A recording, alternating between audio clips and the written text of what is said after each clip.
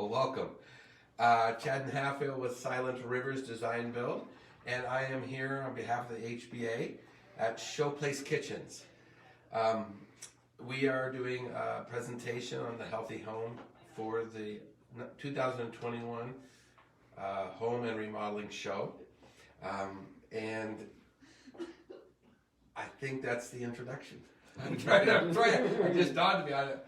So I'm going to go casual today. We took my mask off so that you don't think I'm some crazy person.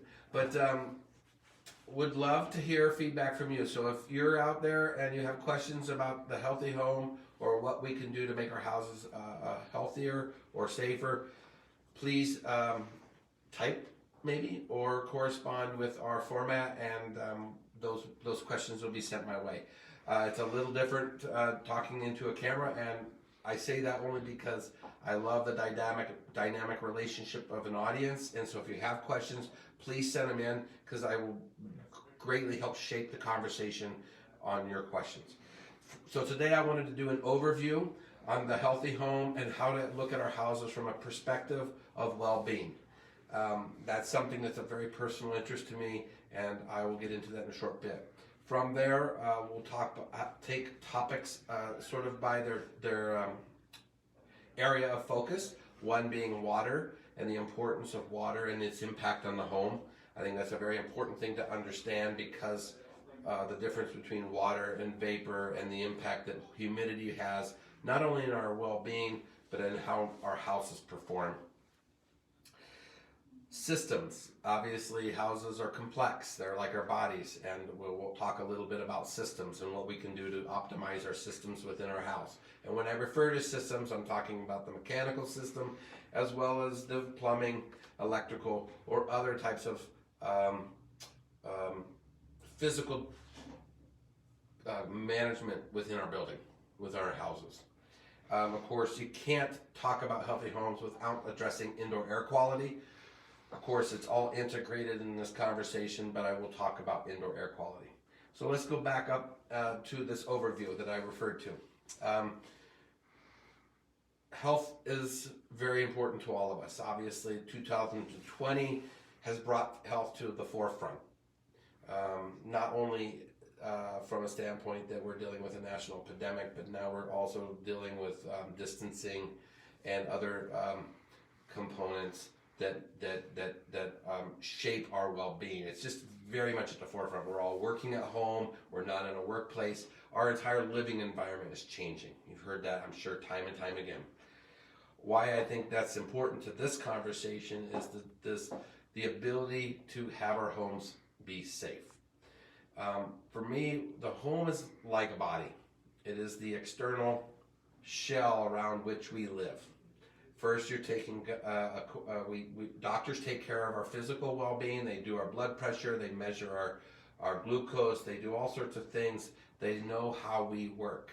And of course, we go to the doctor to help understand how our bodies are functioning and what we can do to optimize. We go to healthcare providers of different types. I shouldn't just exclude or speak only to doctors, but there are lots of different practitioners that help with our well-being. The reason I say this is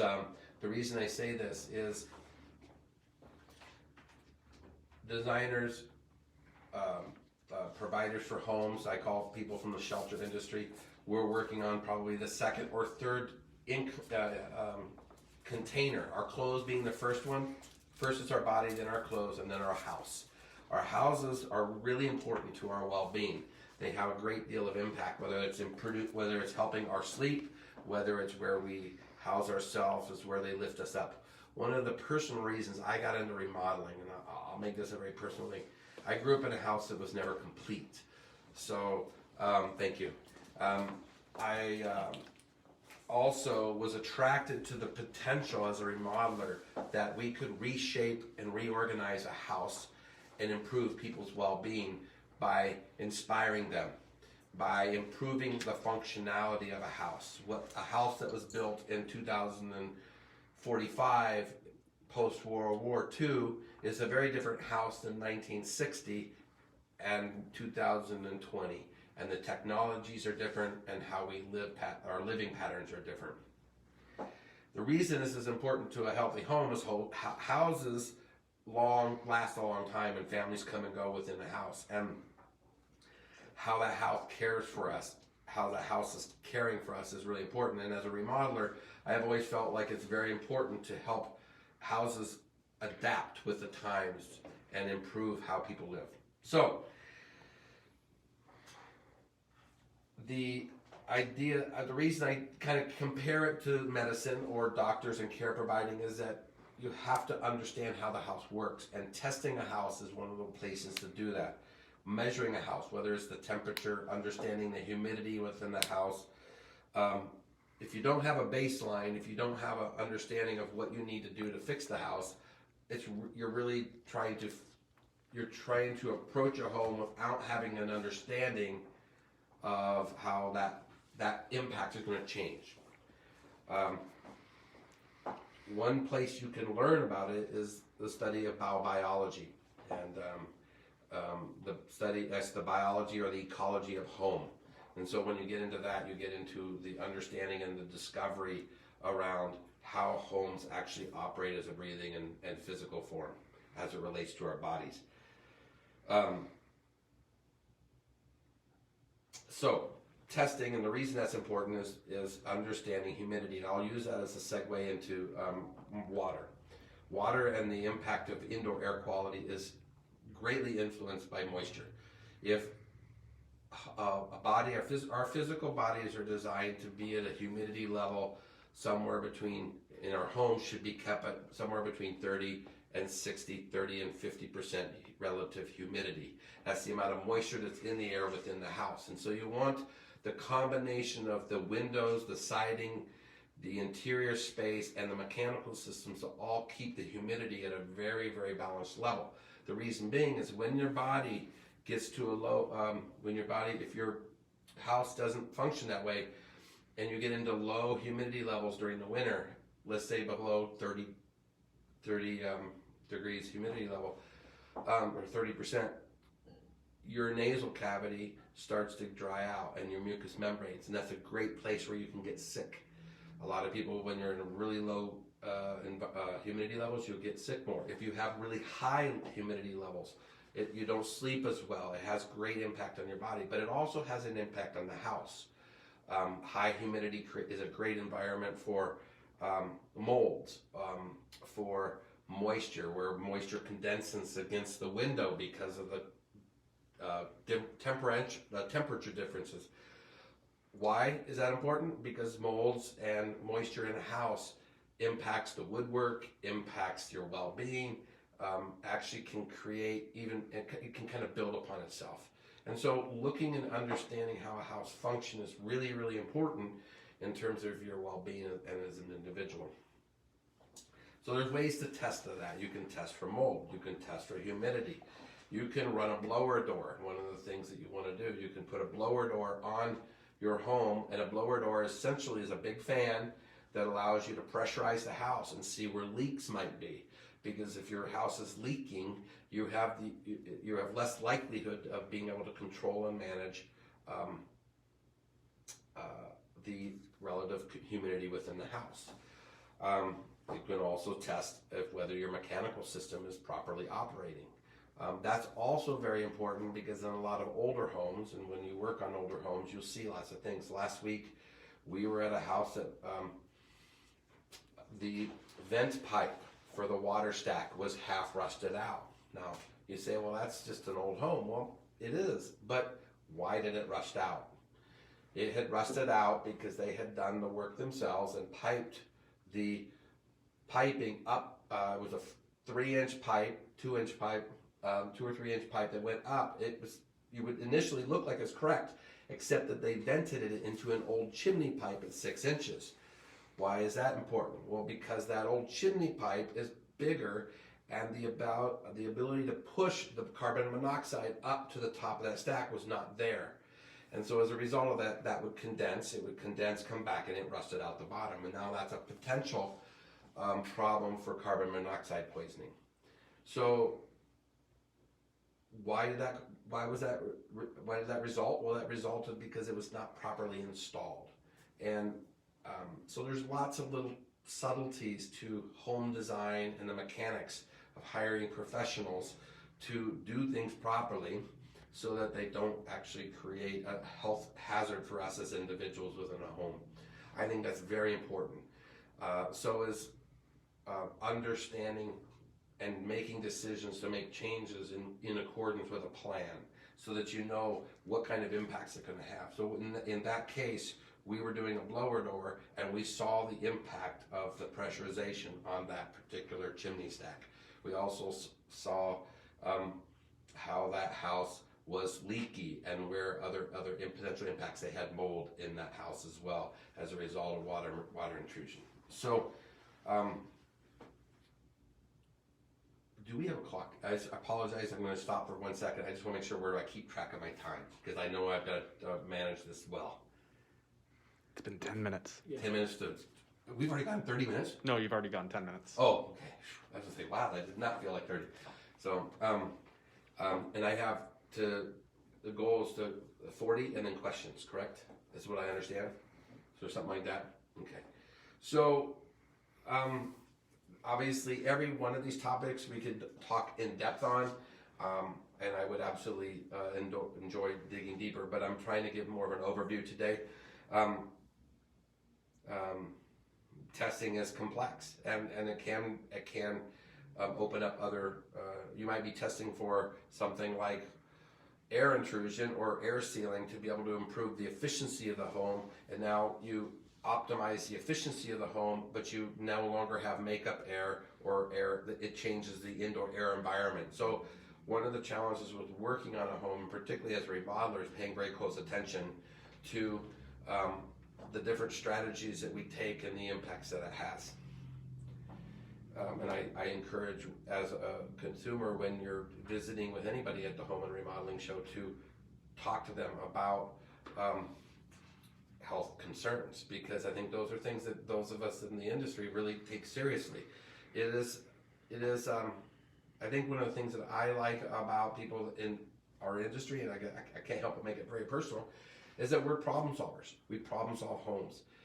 I think a lot of times those problems are seen in how people live within a home, so what they experience. So when you're redesigning it, whether it be a kitchen like Showplace, and we're doing a kitchen, or whether you're doing an addition to add space, it's always for a need that those people or those clients or those homeowners have. Sometimes that need is, how do you optimize the home so that it performs better? Sometimes it's about they're not healthy. I mean, there are homes that just are not functioning. So how do you go in there and figure out how to make improvements? And the challenge in any complex environment like that is, how do you make those improvements and balance budget with the decisions made? And then once you do certain work, how do you go in and figure out if it actually was successful? Because it's very complex, because there are so many parts, so many systems, just like the human body, to think about and to integrate. And going into an existing house is very challenging because they would have been built in a different era with different set of parameters, and we have to think that through as it relates to updating it. So bear that in mind as you converse with people, and know that it's as much about caring for you. And I think I would go so far as to say that every remodeling company and every remodeler who is a professional providing that professional service approaches it in that way. We may all approach it differently, but I think we all care, and I think you find the relationship with that team that you like. Sorry, I know I'm not trying to pitch so much the industry, but I am trying to explain the importance of professionalism and being able to understand the dynamics, because there's so much that goes into a home design and renovation. Another thing you could look at, I focus a bit on water, and I started with water because it's such an important part of a house. Keeping the water out, let's start with that. Making sure that it's moving away from the property. Making sure that it's not going into the basement. One of the things that can happen if moisture gets inside the basement is now you have humidity levels that rise, and you've got to compensate for that with your mechanical system by using a dehumidification system. So Is that really a problem with the humidity, or is that really a problem that's coming from outside because you don't have proper drainage? So again, it's looking at the entire house and trying to figure out and understand what's causing the issue, not just fixing the issue, but understanding what's the root of it.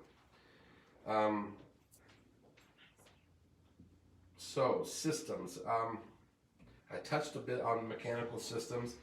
I think, again, I'm not a mechanical contractor. I would encourage you to look at work with mechanical contractors or people that are doing those types of analysis. But as a person who looks at the whole house, the systems and how they move air, if your ducts are leaking, if they go through your garage space, for example, in a lot of old houses, we put furnace systems in, a mechanical and heating and cooling systems through garage spaces, and then we put cars in them, and the fumes within those cars and the heavy metals get into our house system, and then they pollute the air.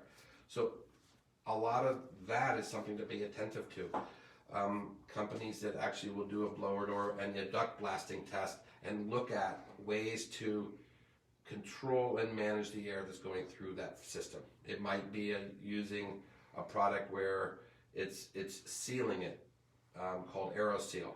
I think there's some other products out there, but I know that particular product seals those systems and ensures that the air doesn't exchange in the wrong areas. It's a very complex discussion, but why I encourage you to look into that as well is because what you don't want to do is breathe in the fumes from the car, because as soon as you park the car inside the house and shut the garage door, those gas fumes and the residues that off gas for the next 10 minutes are going to get captured within the body and the enclosure of your house. So knowing that there's a lot to cover, let's touch upon indoor air quality. All of this essentially circumvents indoor air quality, but what I mean by that is the products that we put into our home.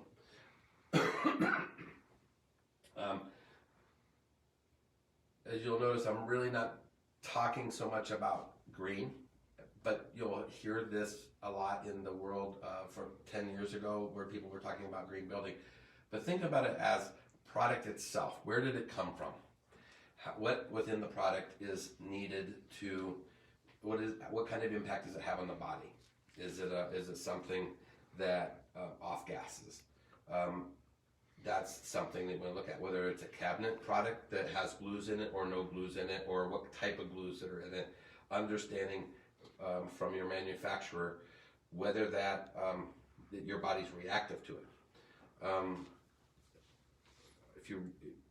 There's a whole discussion. This is kind of interesting how this discussion continues to evolve, and there's a lot of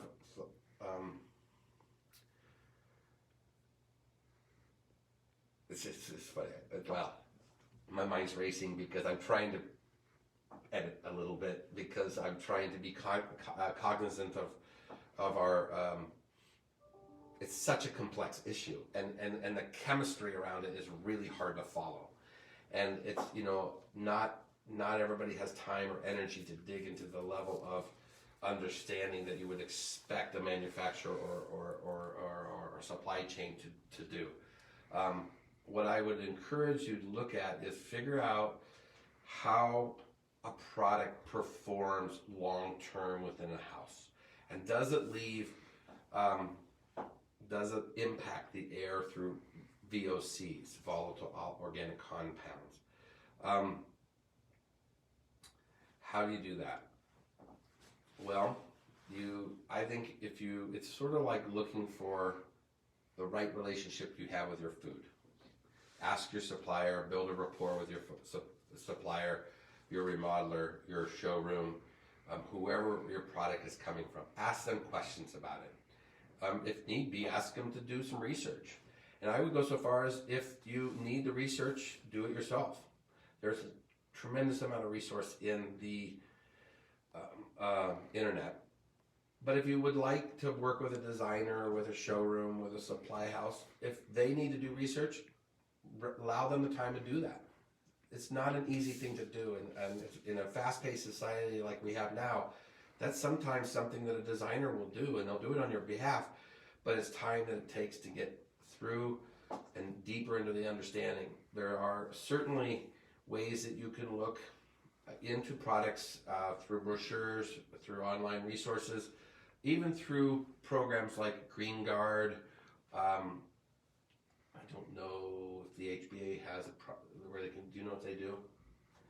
I don't know that. I don't know that anybody. I mean, it's just changed a lot in the last 8 to 10 years. But there are companies that you can research product lines. Just know that it's really challenging because there is chemistries that are constantly evolving, and we're inventing.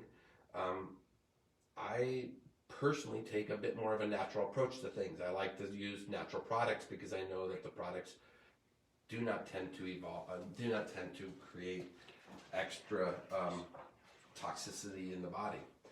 And when I say that, we could spend an entire afternoon talking about the physiology of the body and the impact of our surroundings, not just our homes, our buildings, and even the pollutants that are in the air.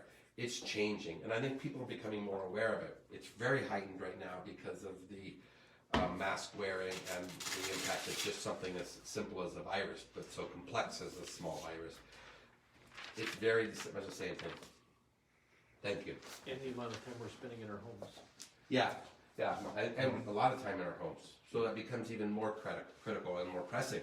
I mean, if we start to office, I think one of the biggest and more interesting questions right now is, where are we going in our living patterns? We've always evolved. We used to spend a lot of time in our homes, then we moved to our offices. We moved, our houses became kind of a place to sleep. Now it's becoming almost a place where everything happens again, which is kind of exciting personally.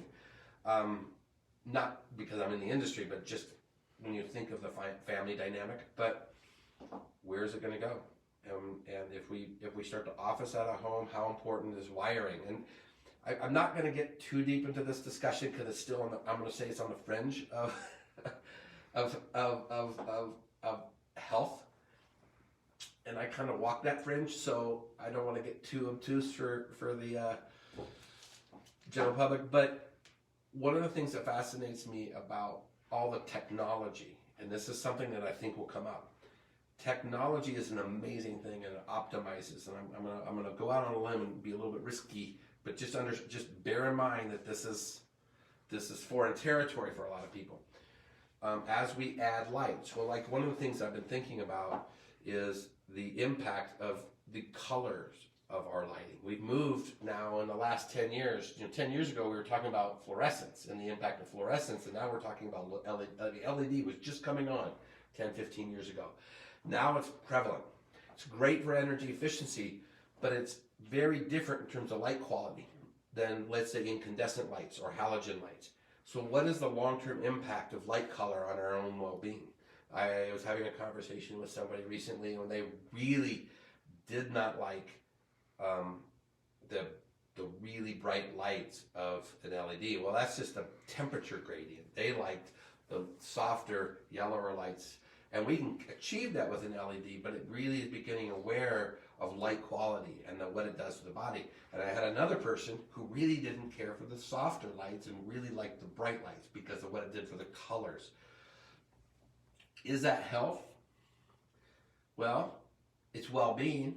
If you can lift a person's spirit up, or if they perform better, especially when we start to put offices in the house, what kind of atmosphere do you need to work in versus what do you need to relax in? Well, think of the chemistry and the cortisol in our body, and what does that do? I mean, to me as a designer, that's actually one of the more empowering things is if your house can actually elevate your well-being and have you perform better where your spirit is lifted, you've just raised a person's vibration.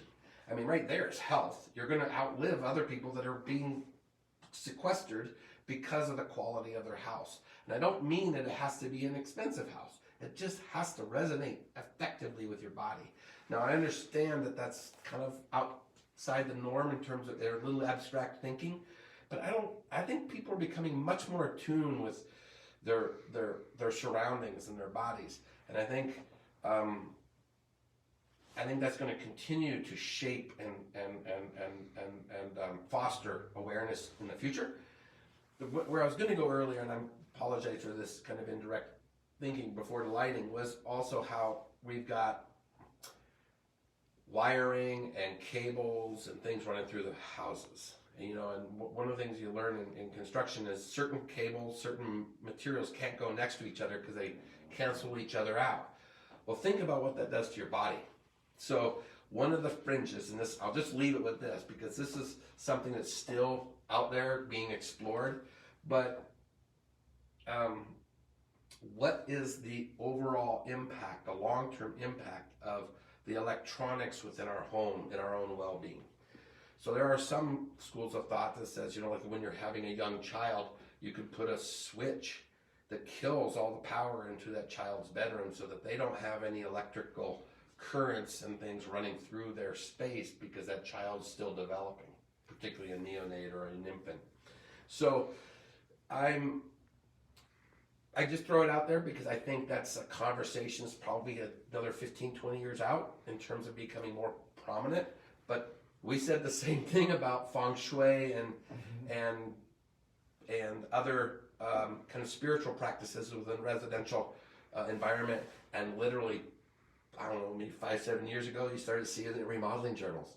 And I thought, wow, there are companies that are actually building practices around that are becoming their main brand position, is being able to balance how you move through a house and the use of candles or the use of angles and what that does, not just in terms of the feel, but the physiology. So those conversations are coming. They're just not so prevalent at the moment. But I just think it's something that we're going to need to consider as we go forward is the intensivity, if you will, of the electronics in our environment. And, what do we do to control and regulate that so that we can actually sleep effectively or balance? We could certainly talk about just turning our cell phones off for a little more time every day, or at least putting them down at 8 o'clock at night. Not that I do that, but knock on whatever that material is, knock on the countertop. But I bring it up because I think this is a very relevant and real conversation about healthy homes, but also just where we are going with lifestyle. So what are some things to think about? When you think about indoor air quality as it relates to finishes, well, one of the things to think about is just what is that finish itself? Is it a waterborne finish? Does it have durability? This is one of the discussions that I have all the time at home, or at work. Which wins? Durability, off-gassing. Sometimes the stronger, longer lasting products you put on have a heavier and intensive off-gassing up front, but they last longer.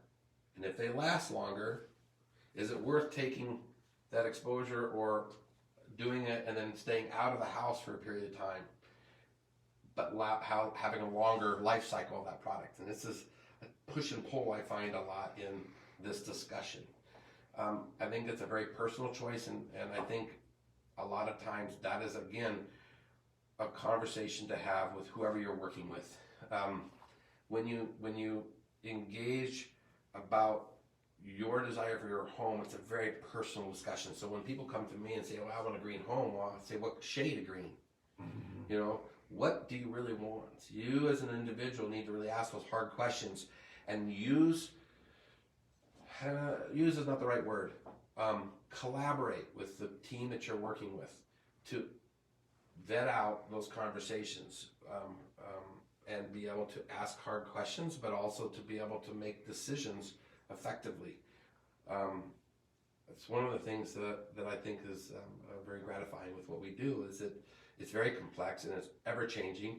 And as consumers, you're doing research as well, and you're digging into a lot of places you're not familiar with.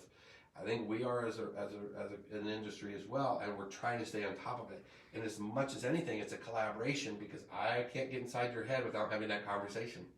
And so to be able to understand what you want will help guide you there. And I think everybody in the industry is very committed to that. So we should be at about 30 minutes, getting close to it. Let's see if there's any questions. So I'll use that as a sounding board first, and then if not, I'll keep going. I just pose that question to the viewers, and we don't have any currently. Okay, I appreciate that. Any from the back galley? One thought I had was, where would you recommend, maybe you're going there, but where do the consumers start? Is it with the testing? Is it with the planning? Is it with the contractor? What's the first step? So the people that are watching, where do they go besides coming to the show to talk to our contractors? What's your first step? That's a great question. It's a hard question. And it's a hard Chicken question. and the egg, right? Well, because I think a lot of times, actually, one of the things I like about the Home and Remodeling Show, and the one that the HBA puts on, is it's less about the silver bullet and more about finding a company or finding a team that you really work with. So I would start in part there, but it's a complex. The reason it's a hard question isn't that I don't have an answer for it. It's just it a lot of times depends on the house and the individuals. It's a very personal journey. I mean, homes are very intimate. I mean, you get to know. I mean, as a design team, you get to know how people live. You help solve some of the more craziest problems. I mean,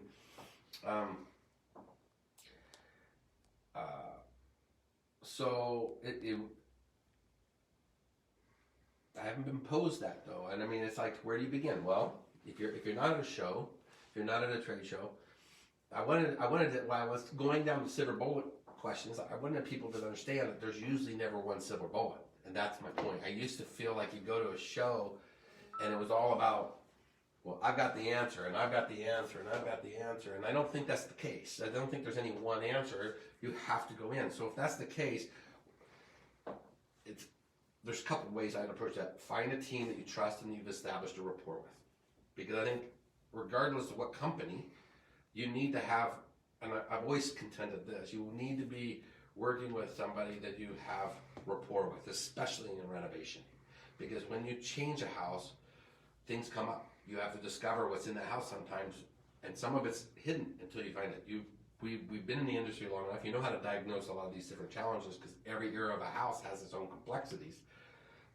But people do work on their side, and houses evolve. So you want to have that trust because you want to be able to work through those challenging discussions, and you want to also have that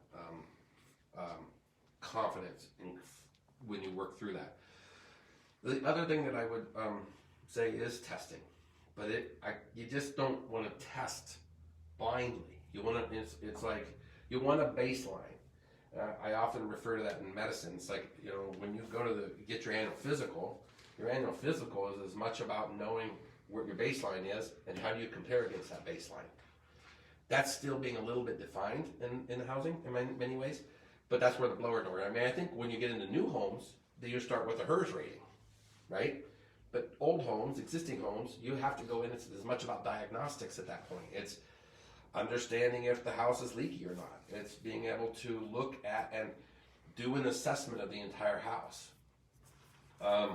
So that gets into, there's a couple companies that do that a little bit for the mechanical engineering system, or I don't know how you say it. I'm trying to not single out any particular company. That's what I'm trying to do in my head. But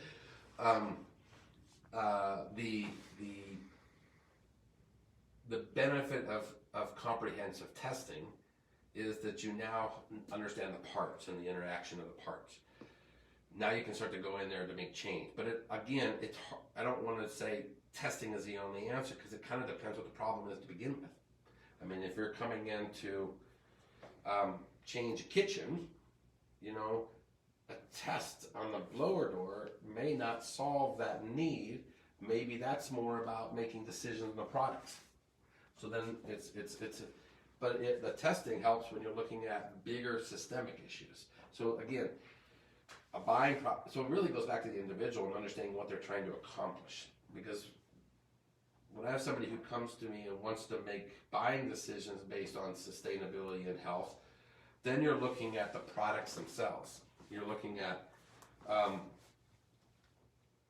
what products, how are those products made, and that also depends a little bit on their perspective. Do they want, is it about the health of the house, or is it the overall health of the home, and then they feel privileged in the sense that they have purchased something that didn't have major impact, not only in its manufacture, but also in their home.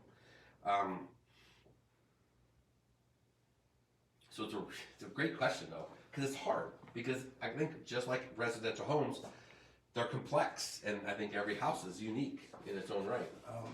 My question is, if you have, obviously, you've worked on new construction, as I have too, but I also know that you have lots of experience in quote-unquote historic homes and what have you. So the general question is, my house is a 19th century house, or actually an 18th century house. Built in, 19th century, built in 1887. Yeah.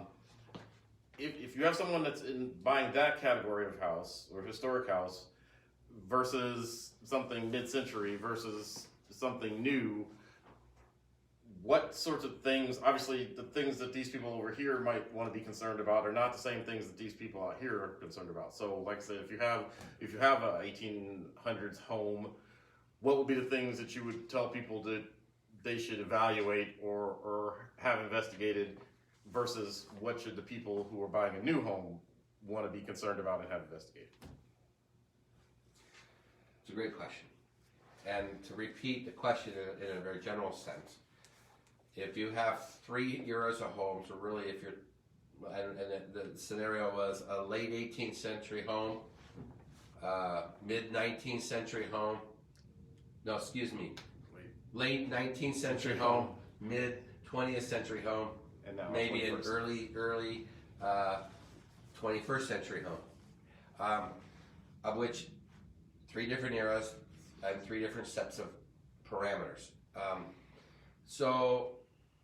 And what do you say? And again, it goes back to what is wanting to be accomplished, because that is a lot of times that's what's driving the discussion.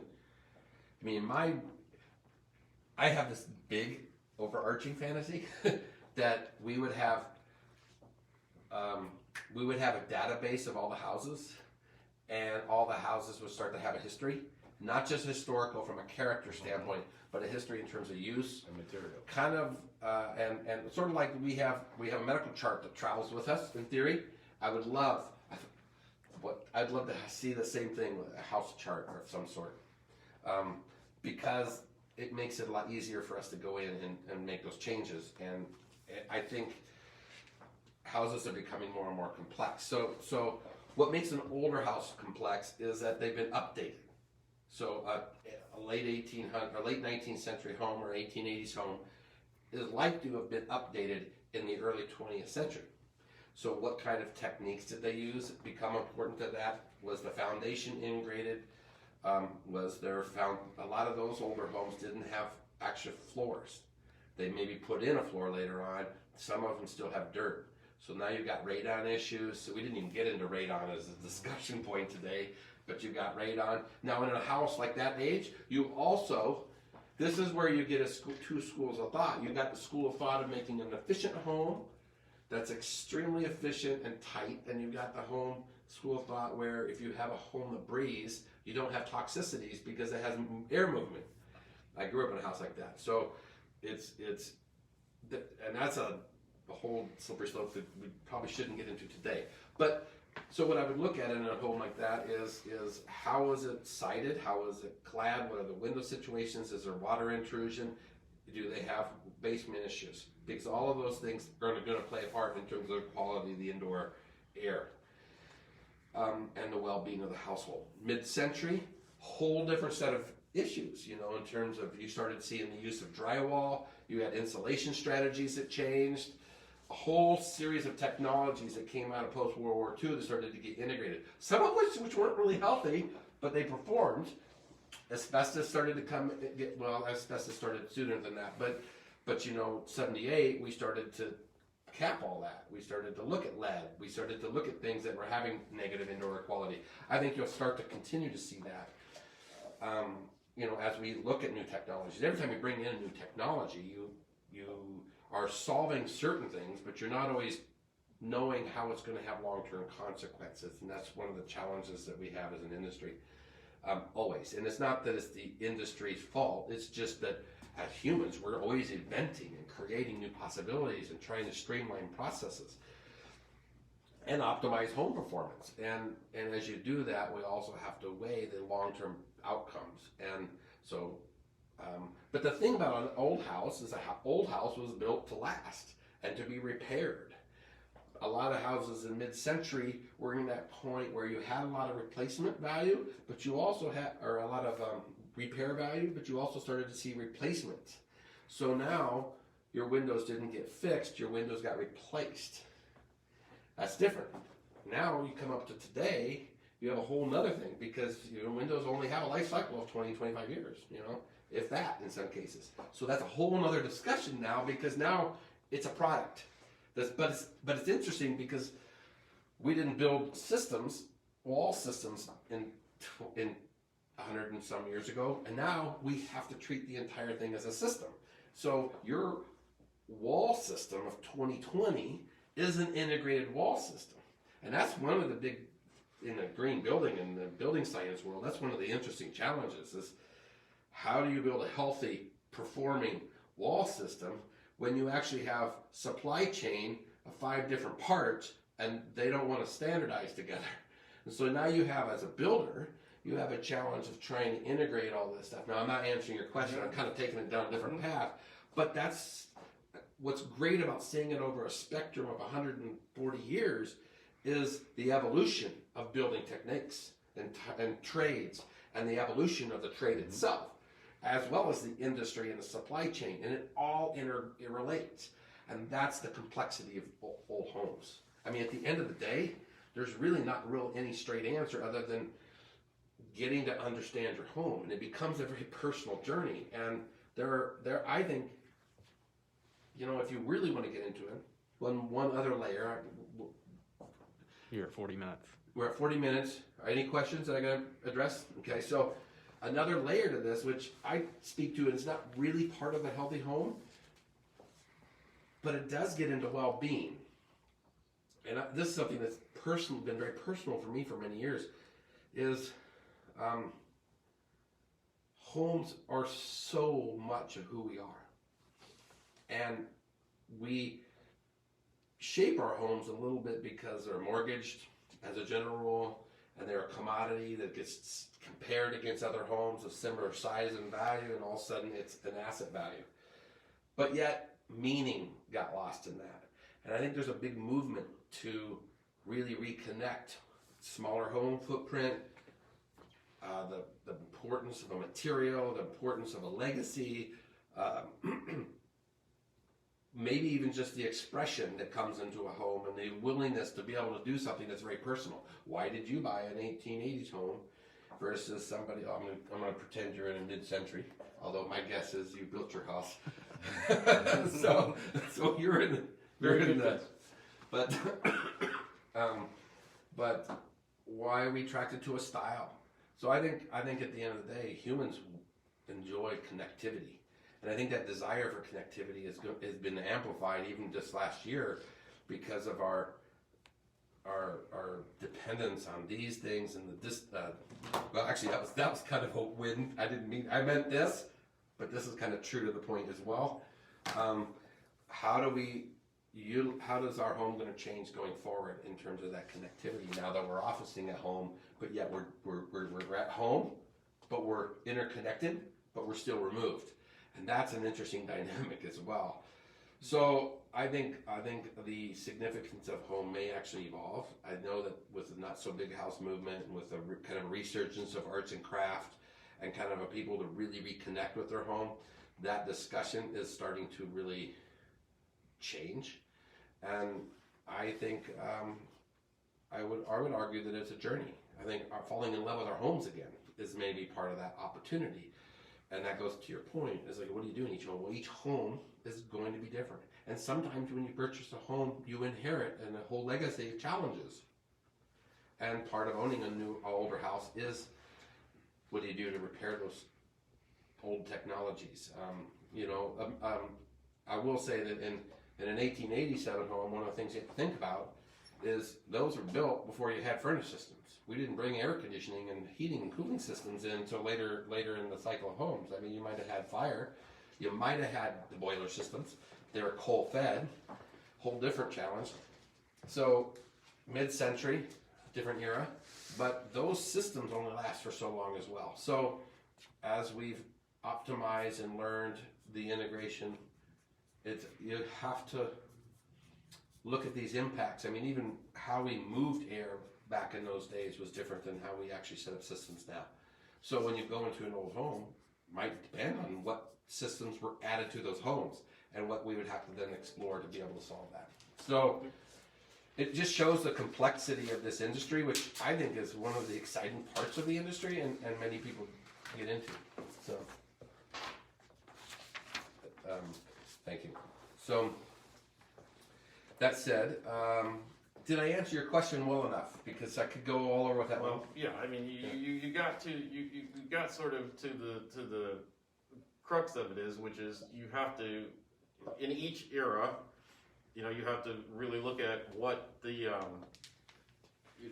what that strategy was, what the construction materials, what the philosophy was, because one of the things that you said that really resonated with me, that I've also said to other people, is I'm not necessarily, I have a new poor foundation because it was updated, but I'm not necessarily as concerned about radon or some of those other things because my house is old and drafty, right? I'm not trapping anything in the house. Now, does that affect me a little bit in terms of injury use? Yes, but I'm never gonna walk in and feel like when I was at Regency Homes a while back, that they had sealed up the home so tight that they were actually having to put in air exchangers. Yes. Because they couldn't get right. So that's not a problem I have to worry about. I'll repeat this to the audience. One of the things that was interesting is Darius had mentioned his the fact that we talked about an older home being so drafty and him not worrying as much about radon because it allowed that to be diluted, and you wouldn't normally get those parts per million or you wouldn't get the registration when you go to measure it. You may or may not, but the likelihood you didn't have to worry about it, whereas somebody else might actually have a really tight home, which would be very efficient, because your trade-off is you're going to have higher electric bills. You're going to have other trade-offs, and you might choose or may not be in a position to add what's needed to be able to augment the cost of operating. I mean, one of the things that this gets into even affordable housing discussion, because you can afford in many neighborhoods a really large four-square, let's say, for example. That's not your era, but it's a different era. Mm-hmm. And because the price point's $100,000 or $120,000 or whatever, so you can afford to live there, but then the operating costs of that house are just as much as the mortgage. And now it's very challenging, and it puts families in a very, that's a whole discussion that we could spend a day on. And the industry spends a lot of time talking about it because it's a real issue within society. That point, to your point about making the tight house. So you put the tight house together, and now you need air exchangers. So now you're mechanically manipulating the air in order to control the atmosphere. But then you also have the potential for those equipment pieces to break down over time. And so you have to factor that cost in terms of carrying and managing that house. So even to your original point, I think maybe a good way to summarize in a healthy home is there are so many, because I'm imagining we're getting close, there are so many decisions. It's one of the great things about remodeling is it's and design for that residential design, and I imagine you all test, it's complex. And if I were to say anything, is continue to look for relationships that help you work through that. Understand that people that come to this really care. I mean, people that work in the remodeling industry want to make a difference. And housing too, but I'm speaking more to existing homes. I should say that didn't come across the way I like put it. I'm going to restate that because I kind of put my foot in my mouth by inadvertently speaking. I think we all care in the industry, but what I'm trying to get at is it's complex and it's very challenging.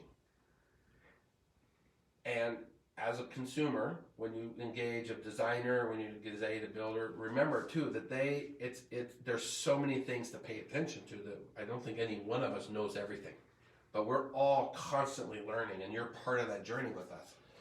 And I don't mean that we're not experts, because many of us have been doing it for 20, 30, 40 years. That's a long time to be working in an industry. But it's also an industry that's constantly moving. And we've heard the discussion about the complexity of houses and as they evolve, so we have to look at and understand how those all work. From it's not just like HGTV makes it sound like you're going to pull and replace something. That is part of the renovation work.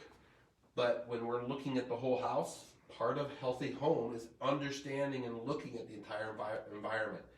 Whether you're building a new home or repairing an old home, you have to think about the entire context, because even putting product into a home is going to have an impact.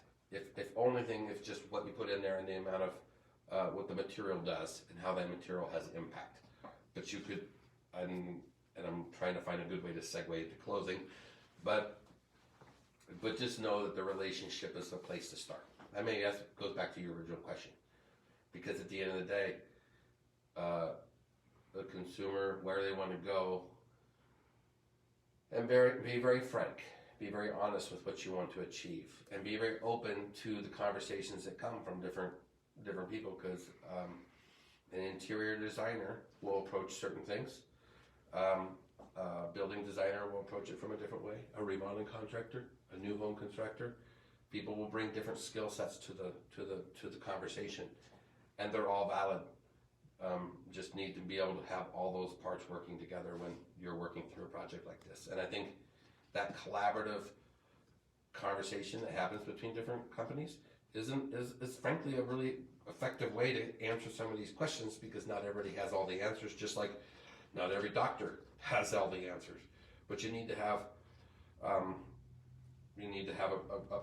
holistic look at the whole thing. And so I think we'll leave it with that. Unless there's any last questions. Oh, and so there's not. I want to thank everybody for attending today. It was much fun, and want to thank Showplace Kitchens for hosting this. I actually enjoyed standing up here and having a bit of an audience today, because this is a little hard to talk to a camera, and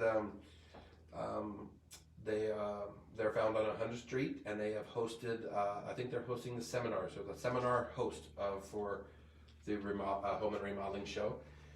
And thank you all for attending. So if you have any questions, certainly feel free to reach out to the HBA, come to the show this coming weekend, or in the future, you're welcome to reach out to me as well. I'm Chaden at Silent Rivers, and I can be found at chaden@silentrivers.com. Thank you very much.